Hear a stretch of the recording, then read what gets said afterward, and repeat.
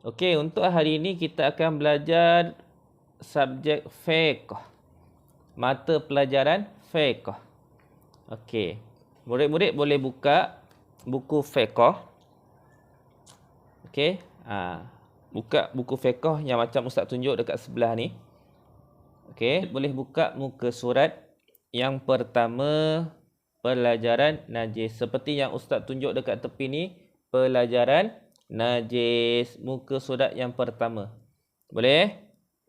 Yang belum buka boleh buka, yang dah buka tunggu kawan-kawan kita. Pelajaran yang pertama adalah pelajaran berkenaan najis. Kita hidup ni tak lari dengan najis. Setiap hari kita akan bertemu dengan najis. Apa yang dikatakan dengan najis? Okey, tengok muka surat. Yang pertama itu contoh-contoh. Yang ada seperti gambar anjing, ada gambar arak, ada gambar darah dan ada gambar bangkai kucing. Ini yang ditunjukkan, ini adalah contoh-contoh najis. Apa itu najis? Okey, kita tengok muka surat yang kedua. Okey, tengok muka surat yang kedua. Dapat? Okey, muka surat yang kedua ni, macam Ustaz tunjuk dekat sebelah ni. Okey, tengok pengertian najis. Ikut. Pengertian najis.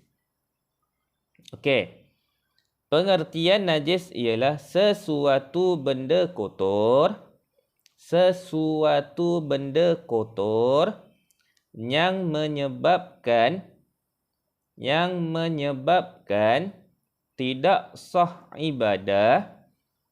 Tidak sah ibadah seperti solat dan tawaf. Seperti solat dan tawaf. Boleh dapat? Okey, sama-sama baca. Pengertian najis ialah sesuatu benda kotor yang menyebabkan tidak sah ibadah seperti solat dan tawaf. Solat tahu solat? Solat yang kita solat 5 waktu sehari semalam. Tawaf tahu tawaf? Tawaf itu orang yang mengerjakan haji ataupun umrah. Tawaf mengelilingi Kaabah, itu yang dipanggil tawaf. Okey. Okey, kat bawah ni nampak pokok. Ada awan-awan. Pokok ada awan-awan. Itulah contoh-contoh najis. Ada berapa contoh najis? Cuba kira. Yang ditunjukkan dekat muka surat 2 ni ada 9 contoh najis. Hari ni kita nak ambil berapa? Hari ni kita nak ambil 3 sahaja. Ada 3 sahaja yang kita nak ketahui. Najis yang pertama. Najis yang pertama apa dia? Najis yang pertama adalah tahi. Tahu tahi? Tahi yang kita buang air besar, itu yang dipanggil tahi. Kita buang air besar dipanggil tahi. Najis itulah yang keluar daripada usus saluran kita. Manusia, haiwan, semua ada tahi. Itulah dipanggil najis. Bila kita bertemu dengan tahi ini, maka boleh tak kita pegang? Boleh? Tak boleh. Sebab apa? Sebab dia kategori najis. Okey, itu yang pertama. Yang pertama tadi tahi. Yang kedua adalah darah. Tahu darah? Cuba ambil pisau, kita potong tangan kita. Ada keluar apa? Itu keluar darah. Itulah yang dipanggil najis. Habis Ustaz, dekat dalam badan kita ni ada darah. Najis ke? Tidak. Selagi mana dia ada dalam badan kita, dia tidak dipanggil najis. Bila keluar sahaja daripada tubuh badan kita, barulah dia dipanggil najis.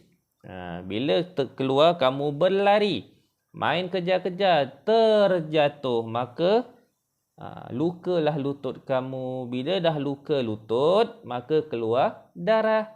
Bila dah keluar darah, boleh tak solat? Tak boleh. Sebab apa? Sebab darah dah keluar. Bila darah dah keluar, dia jadi najis. Faham? Kita tengok yang ketiga, nanah.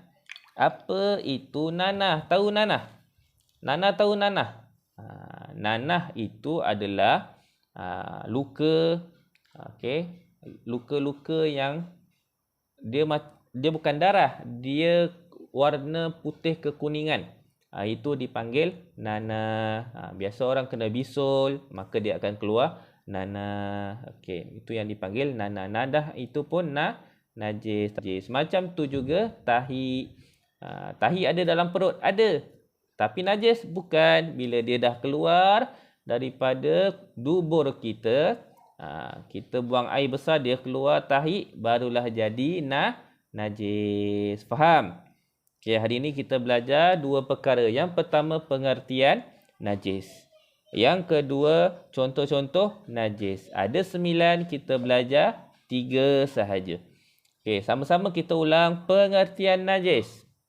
Pengertian najis ialah sesuatu benda kotor yang menyebabkan tidak sah ibadah seperti solat dan tawaf. Ada berapa? Ada berapa poin? Ingat, ada 4. Yang pertama, suatu benda kotor. Yang kedua, yang menyebabkan. Yang ketiga, tidak sah ibadah. Yang keempat, seperti solat dan tawaf. Ada 4 yang kamu kena ingat. Boleh ingat? Ustaz akan ulang lagi nanti. Ustaz akan tanya seorang demi seorang. Okey, itu yang pertama, pengertian. Yang kedua, contoh-contoh najis. Ada berapa contoh najis yang kita belajar? Ada 3. Yang pertama tahi, yang kedua darah, yang ketiga nanah. Dalam tubuh badan kita ada darah tak? Ada. Najis ke tidak? Tidak. Selagi mana dia belum keluar daripada tubuh badan, dia tidak dipanggil najis. Boleh faham ya?